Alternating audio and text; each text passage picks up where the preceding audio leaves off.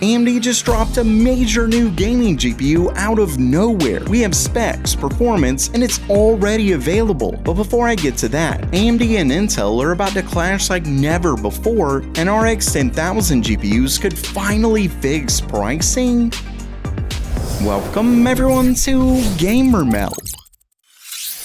Okay, it's news time, and first up for today, more and more leaks are coming forward about a dual X3D Ryzen CPU. If you didn't see my last video, AMD is apparently working on a new 16-core Ryzen chip with 3D V-cache on both of their chiplets, meaning it would come with a whopping 192 megabytes of L3 cache. It also has slightly higher TDP, so this is clearly meant to be a beast of a CPU. Well, it's now looking like Intel is planning to do something similar. As you can see right down here, it says, "We can confirm that there was indeed a recent update to Intel's CPU roadmap. The company has added a new SKU featuring two BLLCs, or Big Last Level Cache." Now, if you follow this channel, you know that there have been reports about Intel working on their own version of 3D V-cache, and this Big Last Level Cache is it. And of course, if you like being one of the first to learn awesome updates like this, make sure you subscribe to Gamer Melt. Either way, this new configuration apparently pushes Intel's cache all the way past 200 megabytes.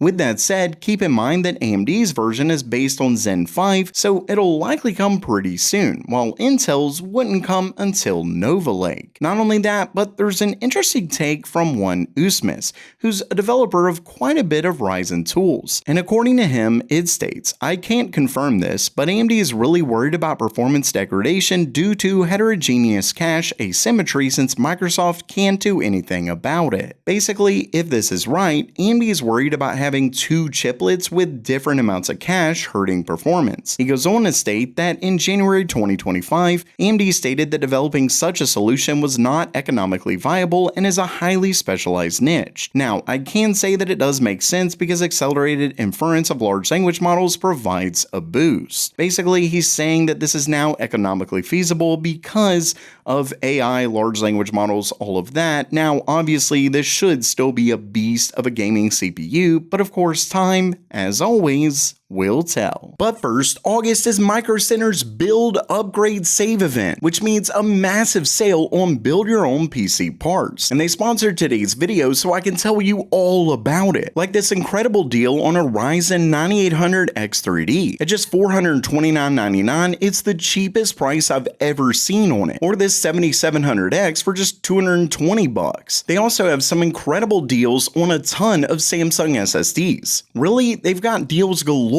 for PC parts. All you have to do is sign up for a free account to see all their awesome deals. Now, if you're worried because there isn't a store near you, don't be, because Micro Center is expanding left and right, with their newest store being in Phoenix, Arizona. That's right, Phoenix is getting their own Micro Center. And if you're in the area, check out my link below to get a free 128 gig flash drive for when the store opens. For everyone else, check out the Build, Upgrade, and Save event, as well as all of those awesome deals on Samsung SSDs down in the description below. Hurry before they're gone.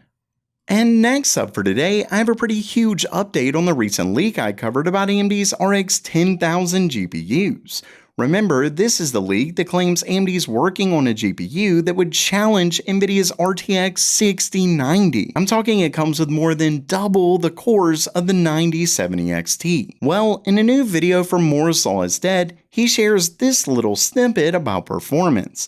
And as you can see, it says, RDNA 5 adds 5 to 10% improvement over RDNA 4 for native RDNA 5 rasterization. Now, 5 to 10% probably doesn't sound like all that much, but keep in mind that this is likely IPC and doesn't include clock speed improvements or anything like that, but even if it does include clock speed improvements, it doesn't include more cores. And given the fact that we're talking well over double the CU count of the 9070 XT, plus with 5 to 10% performance on top of that, maybe even some more performance with clocks, but even if not, we are likely looking at least 250% of the performance of AMD's 9070 XT, which I'll be honest, if that's even remotely true, would almost certainly mean it not only is equivalent to the RTX 6090, but it'll probably even crush it. Not only that, but they also talk some speculation about pricing for these GPUs, and according to them, which I would say they're probably right, especially given the fact that with the 10070 XT, they are apparently targeting less than $550. So I would say that the 90 series card will likely be somewhere around $1,500. Now, I know a lot of you, me included, still think that's absurdly expensive, but don't forget that the RTX 5090 is currently $2,000. So even if it just slightly forces Nvidia to push their pricing down some, and if this actually does beat the RTX 6090, they'll do more than that. That of course still is good. I mean, $500 is $500.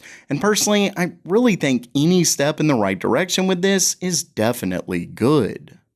And lastly for today, AMD just released, not just announced, but released a brand new gaming GPU. Almost in secret it feels like. I mean, we barely got any word or hints about this until AMD announced it. And they announced it in a pretty wild way. As you can see right here, under a new Adrenalin software update, AMD added new product support for the RX 9060 non-XT. And if you go on their site, they have the GPU up with all its specs, which I'll get to in a minute. But this wasn't some mistake. We didn't somehow miss the actual announcement. This is it. When I initially got the email from my AMD rep about this announcement, I had to do a double take. You can see it says, in addition, the latest iteration of AMD Software Adrenalin Edition supports the new AMD Radeon RX 9060, an entry-level graphics card for 1080p gaming based on the RDNA 4 architecture. Then it goes into specs, but let's actually check these out on their site.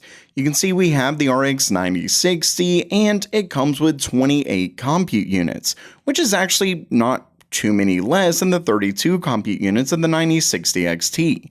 Then moving on down here, we are looking at slightly lower board power at 132 watts, then 32 megabytes of Infinity Cache, and 8 gigabytes of memory. Yes, they, of course, are still on 8 gigabytes memory, not too much of a surprise, but still a little disappointing. I mean, this is a 9060 card, but I digress. As you can see, it's 8 gigabytes of GDDR6, slightly slower GDDR6 at 18 gigabits per second, and it is across a 128-bit bus, which leads to up to 288 gigabytes per second memory bandwidth. Now, it doesn't mention clocks here, but from what I've seen through third-party manufacturers, the boost clock looks to be at 2.99 gigahertz. But of course, who cares about specs when the actual performance is all that really matters?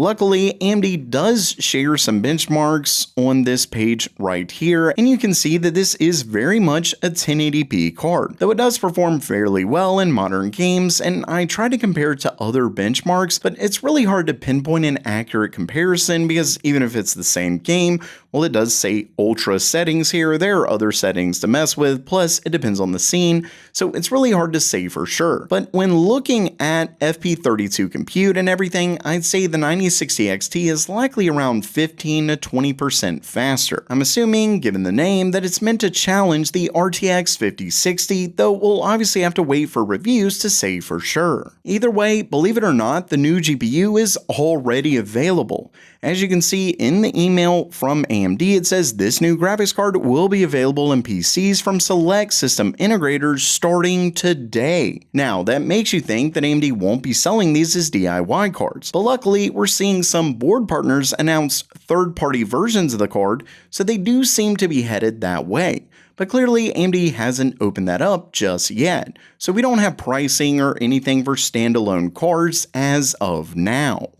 So while that does it for today, are you pumped for AMD's new GPU, or are you more excited for their next-gen cards? Let me know down in the comments below. And don't forget to check out Micro Center down in the description below. And as always, have a great day.